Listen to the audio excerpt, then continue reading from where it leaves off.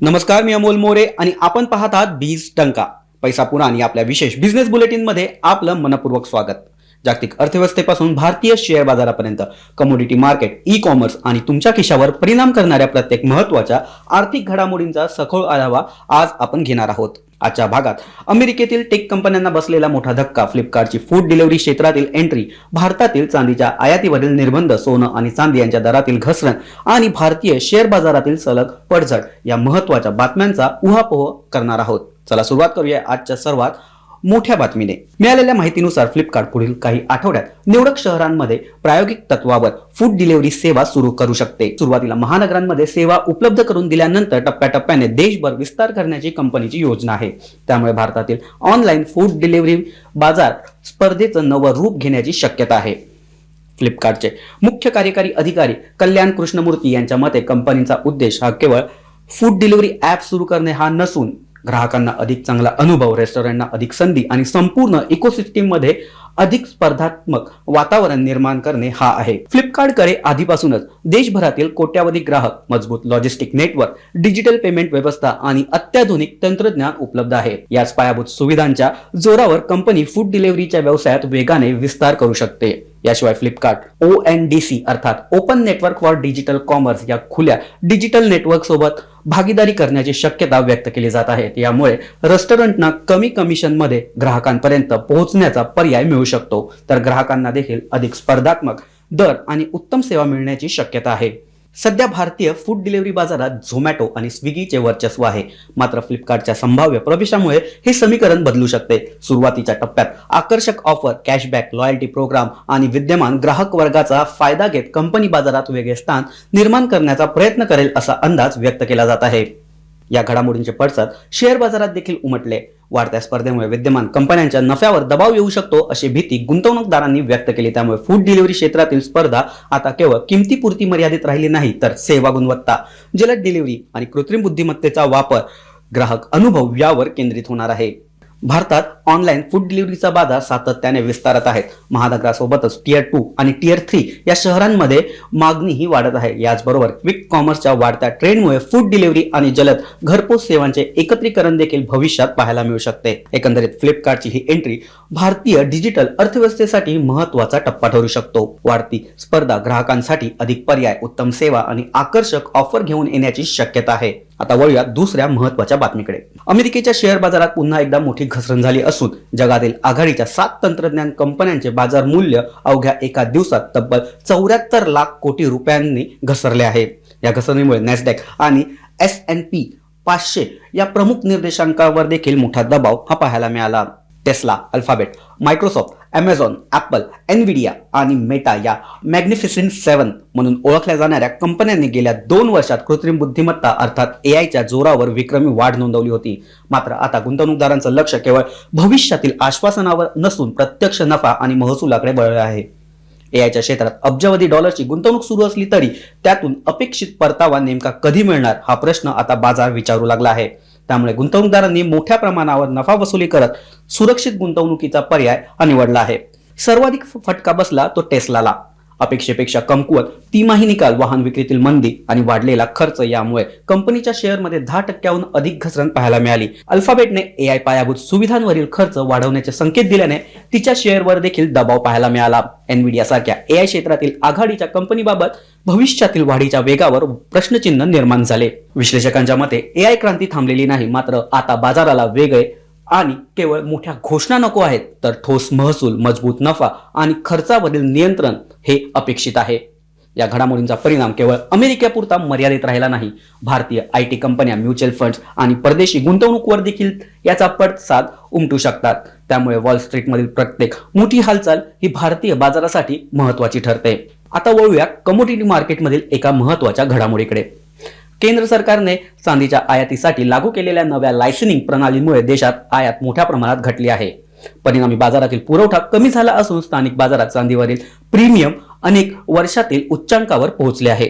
भारत हा जगातील सर्वात मोठ्या चांदीच्या ग्राहकापैकी एक देश आहे. दागिन्यांबरोबर सौर ऊर्जा, इलेक्ट्रॉनिक वाहने, इलेक्ट्रॉनिक्स, वैद्यकीय उपकरणे आणि आधुनिक तंत्रज्ञान उद्योगांमध्ये चांदीचा मोठ्या प्रमाणावर वापर केला जातो. मात्र देशांतर्गत उत्पादन अपुरे असल्याने भारताला गरजेपैकी 80%हून अधिक चांदी ही आयात करावी लागते. परकीय चलन साठ्यावरचा ताण कमी करणं, व्यापार तूट नियंत्रित ठेवणं आणि आयात व्यवस्थेत अधिक पारदर्शकता आणणं या उद्देशाने सरकारने नवीन परवाना प्रणाली लागू केली. मात्र मंजुरी प्रक्रियेला होणारा विलंब आणि कठोर नियमामुळे अनेक आयातदारांना वेळेत परवाने मिळाले नाही. परिणामी अनेक मालवाहू कंटेनर बंदरावर अडकले आहेत आणि बाजारातील पुरवठा हा मोठ्या प्रमाणावर घटला आहे. याचा परिणाम आकडेवारीत देखील दिसून आला आहे. वर्षाच्या सुरुवातीला जानेवारी महिन्यात सुमारे 747 टन चांदीची आयात झाली होती. मात्र जून मध्ये हा आकडा घसरून अवघ्या 29 टनावर आला आहे. त्यामुळे मागणी कायम असताना देखील पुरवठा कमी झाल्याने स्थानिक बाजारात चांदीचे दर आणि प्रीमियम दोन्ही वाढू लागले आहेत. येत्या काही आठवड्यात रक्षाबंधन, गणेशोत्सव, नवरात्र, दिवाळी आणि लग्नसराईचा हंगाम सुरू होणार असल्याने चांदीची मागणी आणखी वाढण्याची शक्यता आहे. पुरवठा सुरळीत झाला नाही तर बाजारात दर पुन्हा वाढू शकतात. याचा परिणाम केवळ सराफा बाजारापुरता मर्यादित राहणार नाही. सोलर पॅनल, इलेक्ट्रॉनिक्स, इलेक्ट्रिक वाहनं आणि इतर उत्पादन क्षेत्रांना देखील वाढलेल्या कच्च्या मालाच्या किमतीचा सामना हा करावा लागू शकतो. उद्योग क्षेत्राने परवाना मंजुरी प्रक्रिया अधिक वेगवान, अधिक पारदर्शक करण्याची मागणी केली तर सरकारचे म्हणणं आहे की या धोरणामुळे आयात नियंत्रणात राहील, व्यापार तूट कमी होईल आणि देशांतर्गत उत्पादनाला चालना मिळेल. तज्ञांचं मत असं आहे की अल्पकालीन अडचणी असल्या तरी हरित ऊर्जा, इलेक्ट्रॉनिक वाहनं, AI आणि इलेक्ट्रिक क्षेत्रातील वाढत्या वापरामुळे चांदीची दीर्घकालीन मागणी मजबूत राहण्याची शक्यता आहे. त्यामुळे गुंतवणूकदारांनी भावनिक निर्णय न घेता टप्प्याटप्प्याने गुंतवणूक करण्याचा सल्ला हे देत आहेत. एकंदरीत चांदीचे आयातीवरील निर्बंधाचा परिणाम आता स्पष्टपणे बाजारात देखील दिसून लागला आहे.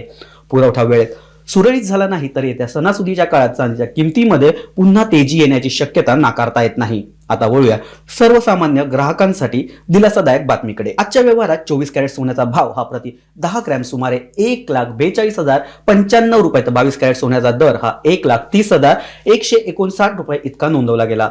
चांदीचा भाव देखील आज घसरून सुमारे 2,35,000 रुपये प्रति किलो या पातळीवर आला आहे. मागील 2 दिवसात सोन्याच्या दरात सुमारे 3,500 ते 4,500 इतकी घट ही पाहायला मिळाली तर चांदीच्या दरात 8,700 ते 9,600 रुपये प्रति किलो इतकी घट पाहायला मिळाली. मग प्रश्न असा निर्माण होतो की विक्रमी तेजीनंतर सोन्याच्या दरात आणि चांदीच्या दरात अचानक घसरण का झाली?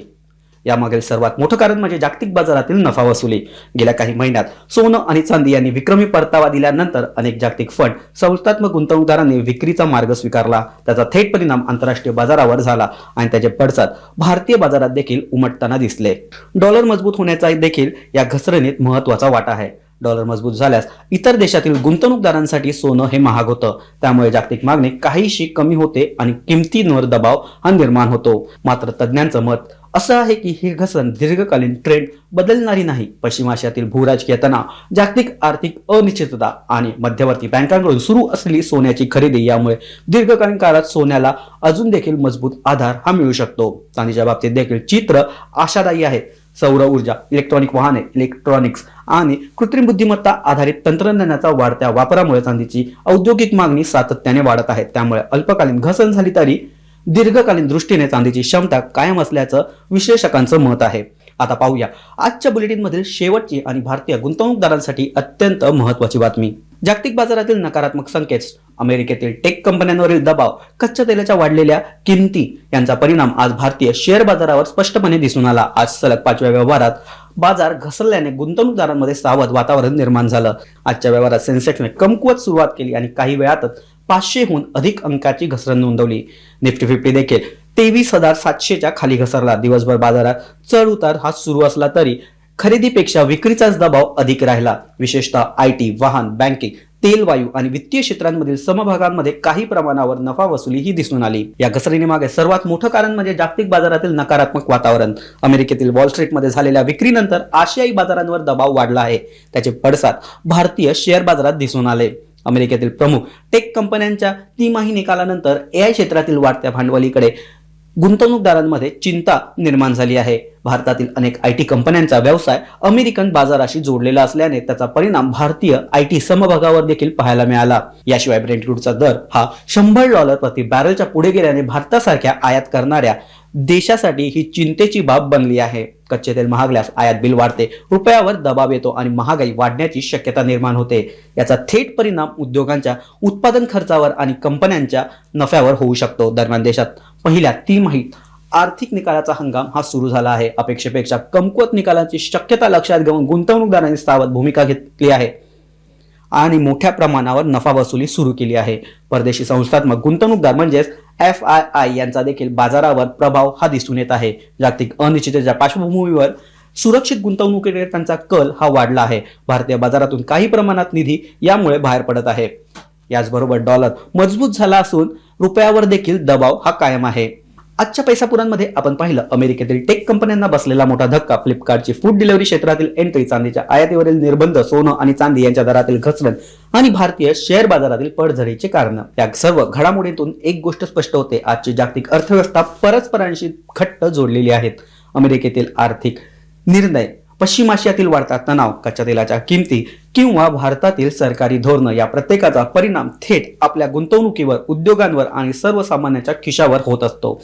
त्यामुळे माहितीपूर्ण आणि अभ्यासपूर्ण निर्णय घेणं हीच आजच्या काळातील सर्वात मोठी गुंतवणूक आहे. या संदेशासह आजच्या पैसापुरांचा इथेच समारोप करतो. अशाच विश्वासार्ह, अचूक आणि सखोल आर्थिक विश्लेषणासाठी चॅनलला सबस्क्राईब करा, व्हिडिओला लाईक करा, शेअर करा आणि बेल आयकॉन दाबायला विसरू नका. पुन्हा भेटूया एका नव्या भागात. तोपर्यंत नमस्कार.